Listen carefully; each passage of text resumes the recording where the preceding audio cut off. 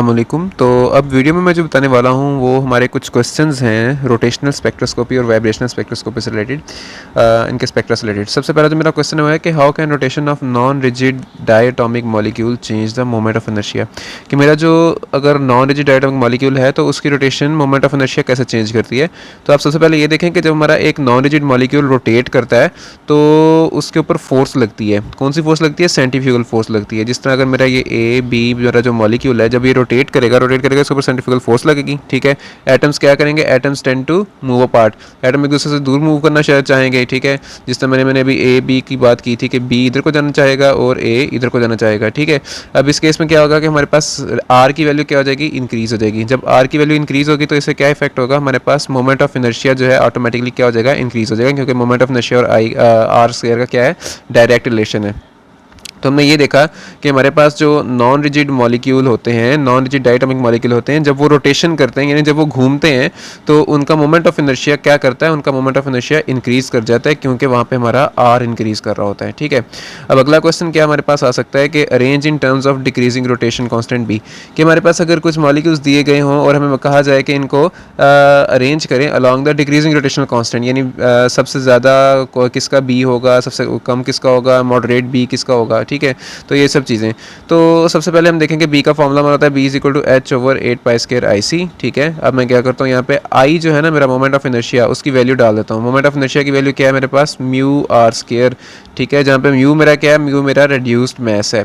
ठीक है, अब देखें कि मैं अगर बात करता हूँ एच आई की। ठीक है, अब आयोडीन का मैस ज़्यादा होता है एज़ कम्पेयर टू ब्रोमीन। ठीक है, और इसी तरह अगर मैं देखूँ तो हमारे पास सबसे कम मैस किसका होता है? Cl का। उससे ज़्यादा मैस किसका होता है? ब्रोमीन का। उससे ज़्यादा मॉलिक्यूलर मैस किसका होता है? आयोडीन का होता है। तो सबसे ज़्यादा मॉलिक्यूलर मैस अगर आयोडीन का होता है तो सबसे ज़्यादा हमारे पास म्यू भी किसका होगा? एच आई का होगा, क्योंकि जगह देखिए हमारे पास जो एच आई है M1 multiply M2 divide by M1 plus M2। तो हमारे पास जब मैस ज़्यादा है तो हमारे पास मैस सबसे ज़्यादा एच आई का है। तो इसमें देख लें कि हमारे पास जो M1 है वो H है, जो M2 है वो हमारा आयोडीन है। ठीक है, इसी तरह अगर मैं पुट कर लूँ एच बी आर के लिए H का मैस और यहाँ पे बी आर का मैस पुट कर लूँ। ठीक है, मैं जब तीनों के म्यू निकालूंगा ना, इसका भी रेड्यूस मैस निकालूंगा, इसका भी रेड्यूस मैस निकालूंगा, इसका भी रेड्यूस मैस निकालूंगा, तो मेरे पास रेड्यूस मैस एच आई का सबसे ज़्यादा आएगा, एच बी आर का उससे कम आएगा, एच सी एल का सबसे कम मेरे पास रेड्यूस मैस आएगा। तो अब देख लें कि हमारे पास जब रेड्यूस मैस इस तरह से डिक्रीज़ कर रहा है तो अब बी का रेड्यूस मैस से क्या रिलेशन है? ये हमारा जो बी है ये रेड्यूस मैस से कैसे है? इन्वर्सली प्रोपोर्शनल है। ठीक है, जो बी है हमारा रेड्यूस मैस के क्या है? इन्वर्सली प्रोपोर्शनल है। तो जिनका रेड्यूस मैस ज़्यादा होगा, ये देखिए हमारा डिनोमिनेटर में रेड्यूस मैस है, तो जिनका रेड्यूस मैस ज़्यादा होगा उनकी बी की वैल्यू क्या होगी? कम होगी, क्योंकि हमारे पास रेड्यूस मैस डिनोमिनेटर में आ रहा है। ठीक है, तो अब देख लें कि हमारा रेड्यूस मैस सबसे ज़्यादा किसका है? एच आई का, उससे कम एच बी आर का, सबसे कम एच सी एल का है। ठीक है, तो अब देख लें कि हमारे पास ये जो मैंने अरेंजमेंट लिखी हुई है ये मैंने लिखी हुई है अकॉर्डिंग टू रेड्यूस मैस। तो हमारे पास जो बी है वो इसके अपोजिट ही जाएगी ना, क्योंकि बी इसके इन्वर्सली प्रोपोर्शनल है। तो हमारे पास सबसे ज़्यादा किसका होगा? बी एच सी एल का होगा। ठीक है, उससे कम बी हमारा किसका होगा? एच बी आर का, और सबसे कम किसका होगा? एच आई का। ठीक है, ये हमारे पास अरेंजमेंट बन जाएगी। अब हमारे पास वो रोटेशन क्या कहते हैं उसको? हाँ जी, अरेंजमेंट बन जाएगी। अब अगला है कि why spectral lines of non rigid diatomic molecules appear at low frequency. अब अगला क्वेश्चन ये है कि हमारे पास जो स्पेक्ट्रल लाइंस होती हैं नॉन रिजिड डायटोमिक मॉलिक्यूल की वो लो फ्रीक्वेंसी पे ही क्यों अपीयर होती हैं? ये हमने बात पढ़ी थी कि लो फ्रीक्वेंसी पे अपीयर होती है, लेकिन क्यों होती हैं, इसकी रीज़न क्या है? तो ये देखें हमारे पास जो रिजिड बॉडीज़ होती है ना, अब रिजिड बॉडीज़ के पास हमारा फार्मूला क्या होता है? रिजिड बॉडी के लिए हमारा रोटेशनल एनर्जी का फार्मूला ये है। लेकिन जब हम नॉन रिजिड बॉडीज़ की बात करते हैं तो हमने क्या करना है? हमने एक एक्स्ट्रा फैक्टर बिल्कुल उसी फार्मूला से जो हमारे पास रिजिड बॉडी का फार्मूला था, ये वाला था ना हमारे पास रिजिड बॉडी का फार्मूला, बिल्कुल सेम रिजिड बॉडी का फार्मूला ये वाला था हमारे पास। अब उसमें से हमने क्या किया है? उसमें से हमने ये वाला एक एक्स्ट्रा फैक्टर माइनस किया है। जब हमने माइनस किया तो हमारे पास ओवरऑल एनर्जी की वैल्यू क्या होगी? एनर्जी की वैल्यू कम आएगी ना, क्योंकि हम ऑलरेडी जो रिजिड बॉडी वाली थी इक्वेशन उसमें से हम ये चीज़ को माइनस कर रहे हैं, इसको हम माइनस कर रहे हैं, तो हमारे पास क्या होगा? एनर्जी जो होगी रोटेशनल की वो कम आएगी। तो अब देखें एनर्जी किसके डायरेक्टली प्रोपोर्शनल होती है? एनर्जी फ्रीक्वेंसी के डायरेक्टली प्रोपोर्शनल होती है। ठीक है, और अब देखें कि हमारे पास E is equal to H multiply frequency हो गया ना, E is equal to H multiply frequency. अब H जो है वो तो है कांस्टेंट, वो तो चेंज नहीं होता। तो अब देखें कि मेरी अगर एनर्जी जो है वो कम हो रही है तो ऑटोमेटिकली मेरी फ्रीक्वेंसी क्या होगी? कम होगी। ठीक है, यानी डिक्रीज इन एनर्जी मेरे पास क्या बताएगी? डिक्रीज इन फ्रीक्वेंसी बताएगी। तो इस वजह से हमारे पास जो स्पेक्ट्रल लाइंस हैं वो कहाँ पे शो होती हैं? लोअर फ्रीक्वेंसी पर शो हो रही होती हैं। अगली बात है कि where will the spectral lines be observed हमारे पास स्पेक्ट्रल लाइंस कहाँ पे ऑब्जर्व होंगी, अगर मॉलिक्यूल जो है वो ट्रांजिशन करता है J=3 से J=4 पे। तो यहाँ पे हमारे पास दो केसेस हैं, एक नॉन रिजिड का केस है, दूसरा रिजिड का है। तो नॉन रिजिड केस में हमारे पास जो फॉर्मूला होता है वो हमने पढ़ा था कि हमारा ये वाला फॉर्मूला होता है, ठीक है। अब यहाँ पे हमारे पास फॉर्मूला है, तो ये हमने देखना है कि हमारे पास लोअर लेवल कौन सा है। J=3 लोअर लेवल है, तो हम J=3 पुट करेंगे, ठीक है। हमने यहाँ पे J=3 पुट किया, 3 + 1 4 हो गया, और ये हमने सॉल्व आउट किया। इसी तरह हमने यहाँ पे भी J की वैल्यू 3 पुट की, ठीक है। 3 + 1 4 हो गया, फिर 4 का हमने यहाँ पे क्यूब ले लिया है, ठीक है। और यहाँ पे देख लें कि हमारे पास आगे सॉल्व आउट करके हमारे पास इक्वेशन फाइनली बन गई 8b -256d पर सेंटीमीटर। अब हमने कहा कि ये था हमारा नॉन रिजिड के लिए। अगर हम कहते हैं कि रिजिड के लिए होगा, तो रिजिड के लिए हम क्या करेंगे, 2bj+1 जो है इसे लिखेंगे, और हम यहाँ पे भी j को क्या पुट करेंगे, j की वैल्यू 3 पुट करेंगे, और यहाँ पे हमारा सॉल्व आउट करेंगे तो हमारे यहाँ पे 8b पर सेंटीमीटर आंसर आ गया। तो ये हमारे पास था नॉन रिजिड और रिजिड का। स्पेक्ट्रल लाइन कहाँ पे ऑब्जर्व होंगी, ठीक है। अगला क्वेश्चन क्या कहता है, can vibration occur if a non rigid molecule rotate. वो कह रहे हैं कि अगर हमारे पास वाइब्रेशन क्या होती है अगर एक नॉन रिजिड मॉलिक्यूल रोटेट करता है। तो अगर एक नॉन रिजिड मॉलिक्यूल रोटेट करता है तो हमने पढ़ा था उसके ऊपर सेंट्रीफ्यूगल फोर्स लगती है, जिसकी वजह से हमारे पास बॉन्ड स्ट्रेच हो जाता है, हमारे पास वाइब्रेशन आती है। तो हमारे पास नॉन रिजिड मॉलिक्यूल में वाइब्रेशन आती है।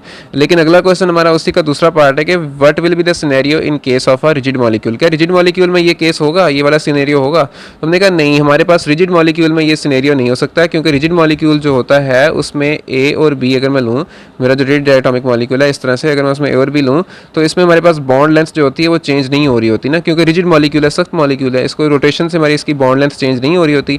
तो इस केस में हमारे पास जब बॉन्ड लेंथ चेंज नहीं हो रही होती तो हमारे पास रोटेशन के साथ वाइब्रेशन एग्जिस्ट नहीं कर रही होती।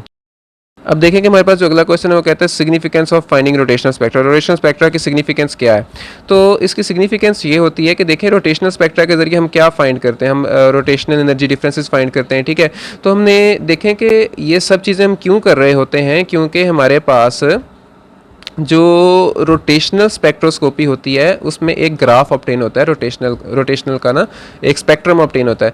तो अगर हमें रोटेशनल स्पेक्ट्रा पढ़ना नहीं आएगा तो हमें रोटेशनल स्पेक्ट्रोस्कोपी भी समझ नहीं आएगी। तो रोटेशनल स्पेक्ट्रोस्कोपी परफॉर्म करने के लिए, उसके स्पेक्ट्रोग्राफ को समझने के लिए हमें रोटेशनल स्पेक्ट्रा का पढ़ना ज़रूरी है, हमें रोटेशनल स्पेक्ट्रा का अंडरस्टैंड होना ज़रूरी है, इसकी अंडरस्टैंडिंग होना हमें ज़रूरी है, ठीक है। अगली बात हमारे पास है relation of rotational energy with force constant. Force constant के साथ और क्या कहते हैं उसकी रोटेशनल एनर्जी की क्या रिलेशन है। रोटेशनल एनर्जी, ठीक है, वाइब्रेशनल की नहीं पूछी, रोटेशनल एनर्जी की पूछी है। तो ये हमारा यही वाला फॉर्मूला जो हमने इधर बात की थी कि हमारे पास ये रोटेशनल एनर्जी जो है इसकी फोर्स कांस्टेंट से क्या रिलेशन है। ये देखें, फोर्स कांस्टेंट से ये रिलेशन है कि एनर्जी और फोर्स कांस्टेंट क्या है, आपस में इन्वर्स में पड़े हुए हैं ना। तो यानी मेरे पास यहाँ पे एनर्जी और फोर्स कांस्टेंट का आपस में कौन सा रिलेशन हो गया, इन्वर्स रिलेशन हो गया, ठीक है। अब अगला क्वेश्चन मेरा है कि which of the following has higher force constant. अब हमने कहा कि हमारे पास जो मॉलिक्यूल है उनमें किस में ज़्यादा फोर्स कांस्टेंट होगा। हमारे पास 3 मॉलिक्यूल्स हैं, एक N2 गिवन है, दूसरा हमारे पास कौन सा गिवन है, O2 गिवन है, और तीसरा हमारे पास हाइड्रोजन गिवन है, ठीक है। अब देखें कि इसमें क्या होगा कि मेरे पास जो फोर्स कांस्टेंट है उसका फॉर्मूला होता है ये वाला, ठीक है, और F is directly proportional to reduce mass, ये आपको पता ही है। अब हमारी अगली बात ये है कि हमारे पास जो फोर्स है वो जो हमारे पास फोर्स कांस्टेंट है वो रेड्यूस मैस के डायरेक्टली प्रोपोर्शनल है। लेकिन साथ साथ हमने एक और बात भी पढ़ी थी कि अगर हमारे पास बॉन्ड्स मल्टीपल होते हैं तो हमारे पास उतने टाइम्स ही फोर्स कांस्टेंट बढ़ जाता है। लेकिन अगर हम बात करें सिंगल बॉन्ड में, अगर सिंगल टाइम है हमारे पास फोर्स कांस्टेंट, तो डबल बॉन्ड में क्या होगा, मल्टीप्लाई 2 टाइम्स हो जाएगा, और ट्रिपल बॉन्ड में मल्टीप्लाई 3 टाइम्स हो जाएगा हमारा। तो इस केस में देखें कि हमारे पास नाइट्रोजन जो है, नाइट्रोजन हमारा ट्रिपल बॉन्ड में एग्जिस्ट करते हैं, इसमें 3 टाइम्स फोर्स कांस्टेंट है, और इसका 3 टाइम्स फोर्स कांस्टेंट इसके 2 टाइम्स फोर्स कांस्टेंट से ज़्यादा होगा, ठीक है। सिमिलरली हमारे पास जो हाइड्रोजन है, हाइड्रोजन जो है उसका बेचारे का सिंगल बॉन्ड है, तो वो हमारे पास सबसे कम फोर्स कांस्टेंट हाइड्रोजन का होता है, ठीक है। हमने बात की ना, हमारे पास फोर्स कांस्टेंट उसका ज़्यादा होता है जिसमें नंबर ऑफ मल्टीपल बॉन्ड्स ज़्यादा होते हैं, ठीक है। तो हमारे पास नाइट्रोजन में सबसे ज़्यादा होता है, ऑक्सीजन में उससे कम होता है, हाइड्रोजन में उससे कम होता है, ठीक है, हमारा जो फोर्स कांस्टेंट है। अब देखें अगला क्वेश्चन हमें पूछता है कि हमारे पास वाइब्रेशनल फ्रीक्वेंसी पे क्या फ़र्क पड़ेगा जब हमने हैवियर मैस का इस्तेमाल करना है। जब हमारे हैवियर मैस किससे अटैच होंगे, स्ट्रॉन्गर स्प्रिंग से अटैच होंगे। अब देखें कि मेरा मैस जो है वो क्या है, हैवी, तो मतलब म्यू की वैल्यू ज़्यादा है, और हमारे पास जो स्प्रिंग है वो स्ट्रॉन्ग है, मतलब एफ़ की वैल्यू भी ज़्यादा है। अब देखें कि हमारे पास क्या होगा कि इस केस में हमारे पास जो हमारी होगी ना वाइब्रेशनल फ्रीक्वेंसी, उसके ऊपर कोई फ़र्क नहीं पड़ेगा, ठीक है। हमारे पास जो वाइब्रेशनल फ्रीक्वेंसी पे कोई फ़र्क भी नहीं पड़ेगा। क्यों कोई फ़र्क नहीं पड़ेगा, क्योंकि देखिए हमारे पास जितना म्यू बढ़ रहा है उतने ऊपर से क्या कर रहा है, फोर्स कांस्टेंट बढ़ रहा है, ठीक है। तो इस केस में हमारे पास वाइब्रेशन फ्रीक्वेंसी के ऊपर कोई ज़्यादा खास फर्क नहीं पड़ेगा।